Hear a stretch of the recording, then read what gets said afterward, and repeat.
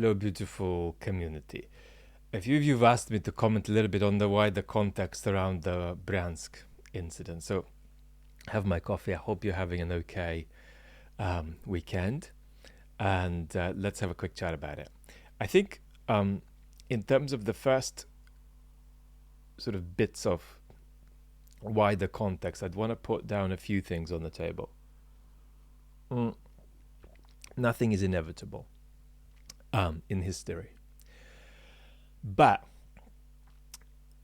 it's right for us to expect the war to move on to Russian soil progressively in 2023. More things going on Russian soil, and whatever unpredictable consequences that's going to have, it's going to have. But the war will increasingly manifest on Russian territory in 2023. That's a reasonable expectation for one of the plausible threads for the year to come.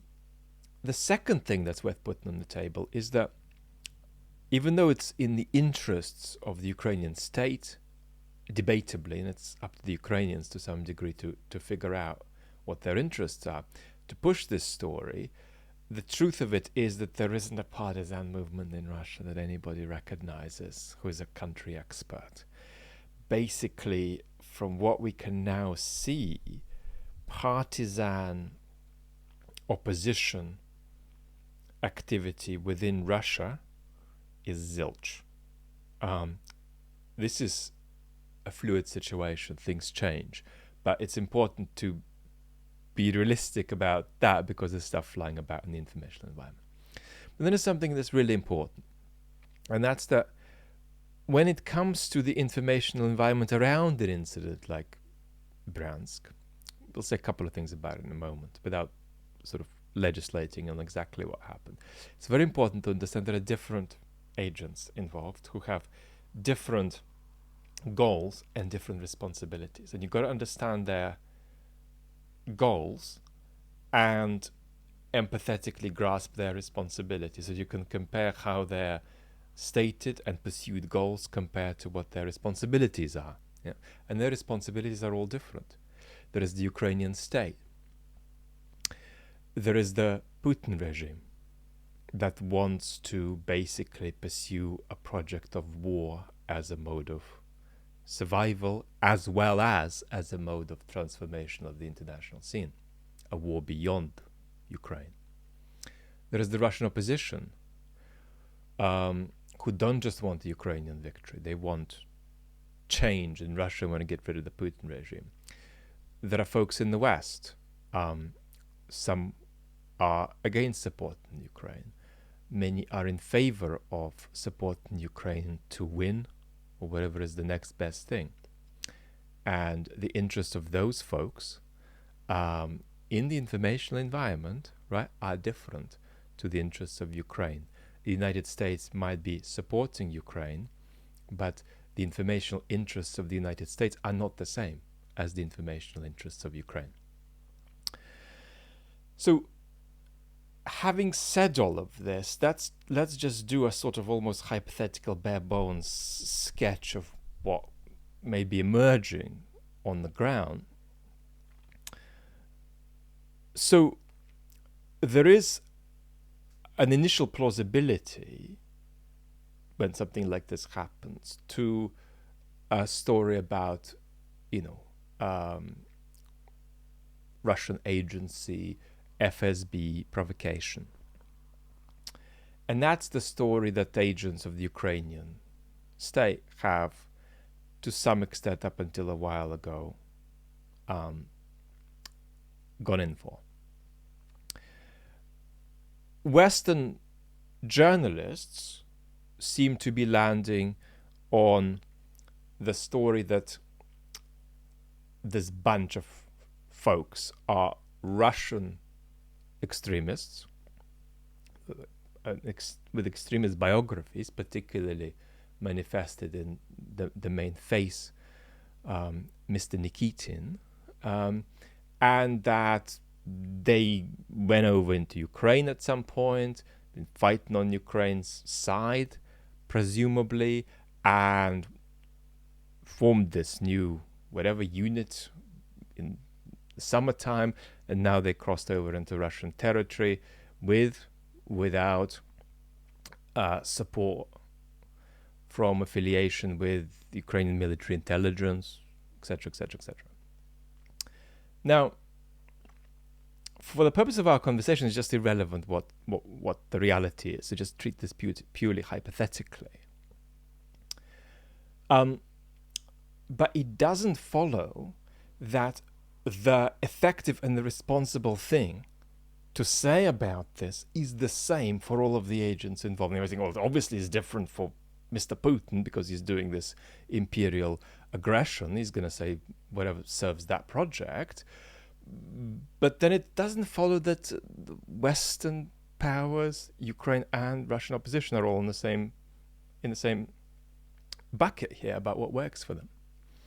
And before you say anything more about that, there's a kind of an ethical principle that has some weight about how Ukraine decides where it takes things in the information, in its interventions in the global information environment. And that's that Ukraine deserves a little bit of autonomy, right, in the way it makes these decisions. And that's to say that it's not necessarily the best thing for us to always sit there with a scorecard and give Ukraine a score for each gambit in the information environment that they make, whether they pick on something true and emphasize it, whether they pick on a lie, emphasize the lie, or some kind of distortion or over-exaggeration, under-exaggeration. And the reason they get to have that little bit of autonomy is because it's their necks that's on the line. So go back to the very first thing we said about attacks, drone operations inside Russian territory. Now, one of the arguments for that, beyond the fact that there are several arguments for it, and it's sort of inevitable that if Ukraine can do it, it will, but one of the arguments for it is that it might sort of wake the Russian population up to the complete insanity of what they're signing up for. And that's conceivable, right? To people with a sensitivity of what Russian political culture is like, that's unlikely. Much more likely is that if Russians see things in the sky, they'll back Putin more. But what's important here is that it's Ukraine's neck on the line with decisions like this, and they got to make them, and then we got to see how it works out for them. But then something else follows from the recognition of this autonomy, and that's that it's really, really important, that other actors in the information environment don't just adopt Ukraine's story because they're on Ukraine's side, right? So a classic fail here is for the Russian opposition to sort of align itself in the flight path of the informational interventions of the Ukrainian state. And with this incident, it might be saying that something is an FSB story when it might not be an FSB story, right? Saying that something is an FSB story when it might not be an FSB story might be beneficial and constructive for Ukraine, or they might make that argument at least. But for the Russian opposition to tell Russians something about the Putin regime that's false is unconstructive, because this regime is a complete catastrophe and you need to shoot it down with the truth. You don't need to make up extra things. And so these are the differences of missions and responsibilities. And so one of the biggest things we see too much of is Ukraine, often with quite a bit of skill, noticing any crack over there in Russia and trying to throw a coin into it, And Zelensky is very talented at doing this. But the problem is that if there are so many stories about how Mr. Putin has got 700 diseases, how he is about to experience 400 coups and 74 revolutions, and how he's scared, and how he's planning to escape to Mongolia, Venezuela, the moon, and Jupiter. That might not be, I mean, it's debatable, it might not be a bad line for folks to push in Ukraine's informational interests, right? That's debatable. There's arguments against that, but you want to say that's the Ukrainian decision. But obviously it's catastrophic for the Russian opposition to mimic this. For the Russian opposition to go around saying, oh, Mr. Putin is about to, run away to planet Jupiter, when the population at home knows that it's not true. So I think that kind of balancing is really important. And then again, from a Western point of view, we might say, well, if it's true that some extremists are crossing the border from Ukraine into Russia with very dodgy biographies, and one of them has a German passport, that's not that compelling to German political culture when it comes to securing its continual military support for Ukraine. That's that kind of story multiplied is not a good way of getting Ukraine more weapons. So this is really the key principle here. Missions and responsibilities of people who want Ukraine to win, right, do not need to be the same.